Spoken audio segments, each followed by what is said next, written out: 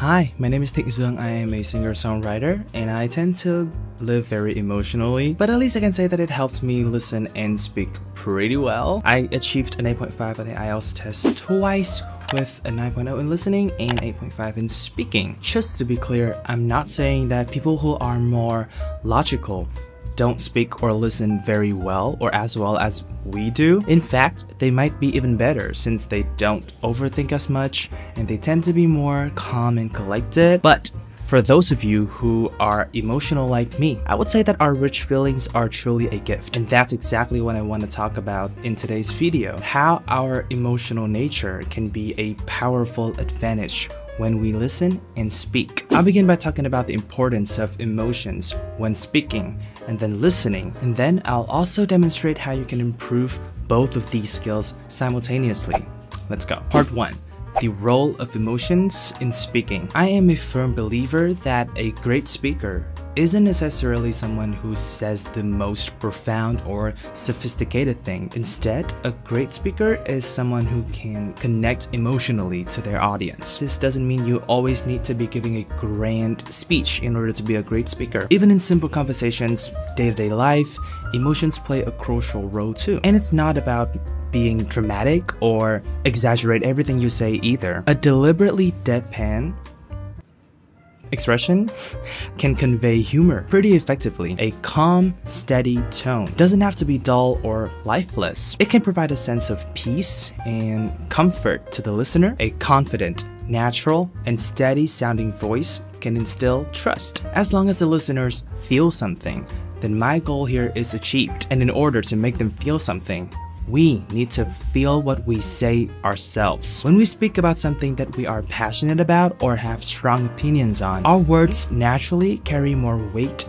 and in turn become more compelling to the listeners. Nobody wants to listen to someone who talks but really isn't saying anything. You know what I mean? So to avoid that, if you're telling a funny story, be cheerful, be expressive. If it's a sad story, well, you don't have to cry or bawl your eyes out. Show that you're sad in your tone and your pacing. As for humor, it's a little bit tricky. You do need to have a knack for it, or else it could be pretty awkward. So what about when you're in an exam situation, like in an IELTS speaking test? I would say that confidence and steadiness are key. You need to show the examiner that you know what you're talking about. You aren't afraid to use the language that you have to show your emotions and thoughts and opinions. Even if your opinions are, I'm not sure, or I don't really know much about this topic, having the confidence to say it is good. Nobody expects you to know everything about absolutely everything. To practice this, train yourself to speak with the most stable state of emotion. The emotions that you want to convey in an actual test setting shouldn't stray too far from the central balance point. Maybe in part 1, you're saying things about yourself. You can get a bit excited and it could be fun for you to talk about, so naturally you might speed up a little bit. Whereas in part 3, you need to think about the content of your answers more deeply and carefully, so slowing down makes sense. Either way, you should probably return to the neutral point as much as possible. Speaking from personal experience, I once shared a pretty sad personal story in part 2 of the IELTS speaking test, and I choked. Losing a lot of fluency there, and I have already talked about this in this video right here, so check it out if you haven't already. After spending hours accumulating knowledge, practicing on your own, how can you assess your level? And that is where Prep's virtual speaking room comes in. Thank you, Prep, for sponsoring today's video. I think that learning must go hand in hand with practicing in order to produce a desirable result and to truly help you make progress in your IELTS preparation. And Prep provides a practice environment in which you receive feedback through advanced AI technology. Let me show you how it works. First, you go through a full test, 3 parts of the speaking test. Do you think that spending time in front of a screen helps people relax? Yes and no. There are so many things you can do on the internet nowadays. Going on social media sites or playing games, online video games, browsing the web would definitely be things that can help you relax. However, it can get to a point where browsing the web or staring at a screen proves to be not relaxing anymore, especially if you spend more than a few hours consecutively in front of the screen. Then it can be actually tiring and it can wear you down more than recharges you. So I would say that definitely spending a moderate amount of time in front of a screen helps, but definitely not a few hours every day. Then you receive your scores, both overall and for each criterion. Wow, okay. Not too bad. 8.0. The most important thing is you get detailed feedback and analysis on specific things like collocations, topic-specific vocabulary, grammar, pronunciation, and also a sample answer for you to learn from. For example, in this answer, instead of saying when people feel relaxed, I could say when individuals are in a state of relaxation. Instead of saying not the most responsible thing to do, financially speaking, I could say the lack of responsibility associated with this practice from a monetary standpoint. Instead of saying, I do think it can do harm, I could say, unlikely to yield negative consequences. As for this answer, instead of saying spend hours consecutively, I could say 4 hours on end. Instead of saying it can be tiring and wear you down more than recharges you, I could say more taxing than rejuvenating. In terms of grammar, there is one mistake that I made, which is saying sunglasses has. It should have been have instead of has. Another one that I made is saying prescriptions glasses. There's no S, it should have been prescription only. And here we have a simple answer to learn from.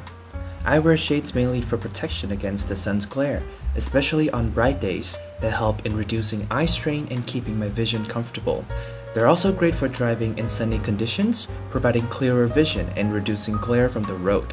Plus, they're a handy accessory for outdoor activities. And also, shades is a synonym for sunglasses. Nice. So, just like that, you can receive accurate assessment, valuable feedback from prep to help you succeed in your IELTS preparation journey. Okay, moving on, I want to talk about the role of emotions in listening. I think that understanding a language in listening is truly magical. Our brains work incredibly fast and have to process sound frequencies and converting them into meaningful information in milliseconds. And nothing stimulates our brains to process things faster than when we are emotionally engaged in what we are listening to. Imagine this.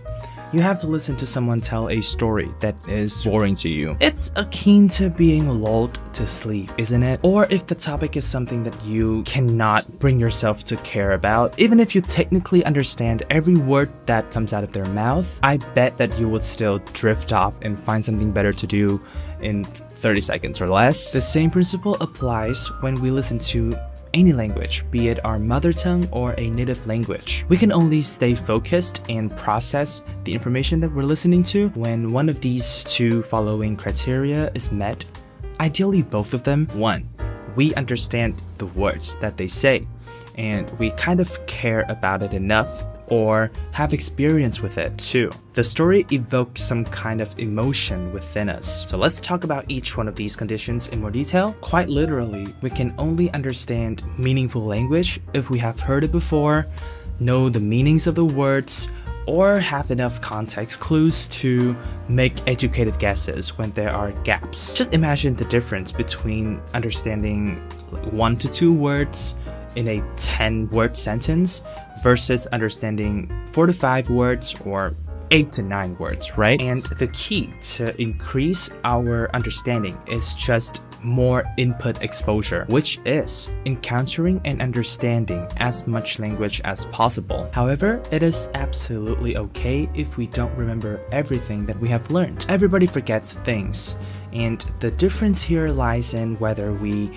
review, repeat, or use that knowledge enough in our day-to-day life so that even if we forget things, the remaining part still remains just as substantial. Listening to and watching content that you enjoy is great, and I heavily advocate for this method. However, there is a chance that the range of vocabulary would not be enough, since very likely it will be confined to the topics that we are interested in. So you should definitely supplement this with textbooks, study materials, and genuinely think about how you can apply those things into your day-to-day life. Now I want to talk about the listener's emotions. Emotions are really powerful in the sense that I couldn't hold back my tears when I listened to the first part of this TED Talk right here, then continue to sob my way through the rest of the talk. Because the emotions that I felt while watching the video were so strong, I then retained a lot of what she said. And even for things that I didn't fully grasp the first time that I heard the talk, I then went back and poured my heart into really understanding every little thing that she said. What I did was I used the transcript that comes with the video, and I quite literally treated it as a reading. I even made my cousins listen to it and break down the transcript with me, even going as far as practice speaking along with the video at one point to fully understand everything and feel everything that she said. So what I'm trying to say here is to improve your listening comprehension, try to invest your emotions actively to what you are listening to, especially in the context of a test like the IELTS listening test. Try to put yourself in that situation. Try to show genuine interest in what's happening in the audio, and it would greatly help you in terms of not forgetting information or missing it altogether. I'm gonna take all 4 parts of the listening test here as an example. In part 1 of the listening test, a conversation between 2 people. Usually I would imagine the scenarios in my head as if I was there. So I would think things like, oh, this person is registering their kids for swimming classes.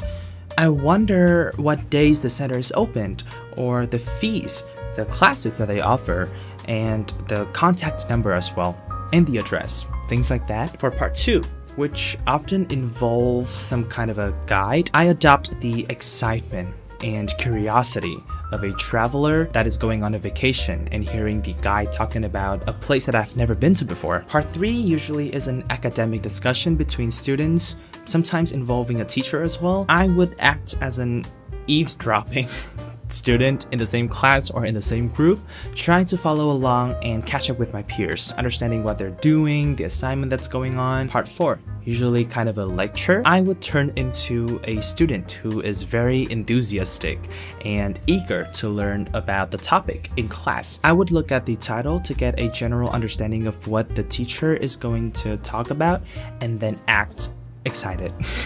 Now that we have done so much practice in terms of listening as well, there is a way for us to test our ability and get feedback. Again, thanks to Prep. Specifically, Prep's listening practice room. The format is equivalent to the computer-based IELTS test with an interface that includes a timer to help you practice under time constraints, just like real test conditions. Plus, you can even adjust the speed of the audio so that you can slow down and focus on pronunciation of the words that you might not know, or you can even challenge yourself and speed the audio up if you want to. I usually put it at 1.25 or 1.5 times speed. You go through the listening test, you complete the whole thing, receive your scores, and get detailed bilingual explanations that help you understand the content and the reasons behind the correct answers. And this is the thing that I love the most. It teaches you how to find the correct answer. Very often when we take tests, those who get the answers right just don't look at the explanation altogether, while those who got it wrong might know the correct answer thanks to the answer keys, but don't know how to arrive at it. So, understanding not just the answer, but also the explanations behind the answer is of utmost importance. Ok, chúng mình hãy lấy một ví dụ ở câu hỏi này nhé. Trong bài nghe thì Hugo và Chantal đã đồng ý với nhau rằng thông điệp của diễn giả như thế nào đó. Agreed that the speaker's message was A. Unfair to them at times, có nghĩa là thông điệp này đôi khi không công bằng đối với họ. Ở đây đó chính là Chantal, Hugo và các bạn khác cũng là người nghe trong buổi nói này. Trong đoạn hội thoại ta thấy rằng Chantal đang phàn nàn về việc nữ diễn giả quá khắt khe với sinh viên năm nhất như là các bạn ý, những người nghe á. Thì cô ấy đã nói những câu như là She kept saying things like I know you all think this, but... And then she'll tell us how it really is. Có nghĩa là cô ấy liên tục nói những câu tôi biết tất cả các bạn đều nghĩ như vậy, nhưng... Và sau đó cô người nói đã nói lại một cái thực tế khác với cái mà cô ấy cho rằng các bạn học sinh tưởng tượng. Hugo đã trả lời và nói rằng Perhaps she thinks students are a bit narrow-minded about the industry. Keyword ở đây đó là đầu óc hẹp hòi, các bạn ấy không hiểu sâu về ngành công nghiệp này. Chantal đã trả lời lại rằng It was a bit harsh though. We know it's a tough industry. Có nghĩa rằng cái suy nghĩ đấy của người nói khá là khắc nghiệt đối với các bạn học sinh, tại vì chính họ cũng biết cái ngành này rất là khó, chứ không phải là không. Hugo lại một lần nữa thể hiện sự đồng tình với Chantal khi anh ấy nói rằng Yeah, and we're only first years after all. We've got a lot to learn. Họ chấp nhận sự bất công bởi vì họ mới ở trong ngành 1 năm thôi. I truly love this feature of prep. It's like having a personal tutor holding your hand and guiding you through self-study and IELTS preparation. All in all, when you want to improve your listening skills, be proactive as to infuse emotions into what you're listening to. This makes a significant difference in terms of what you can retain and understand. So in this last part, I want to show you how you can simultaneously improve your listening and speaking score at the same time. Here are the steps that you can follow. First, pick a video of your interest that is engaging and exciting for you to watch or to listen to. Make sure that it's from a reliable English source, of course, a TED Talk or a YouTuber that is a native English speaker. Next, I want you to listen and just feel. Just listen to the audio without subtitles. Try to understand as much as possible and feel as much of what they say as possible. Then, turn on the subtitles. Watch the video again and use context clues to make educated guesses when there are words that you don't understand. After this, you can check the meanings of the guesses that you made. If you guessed correctly,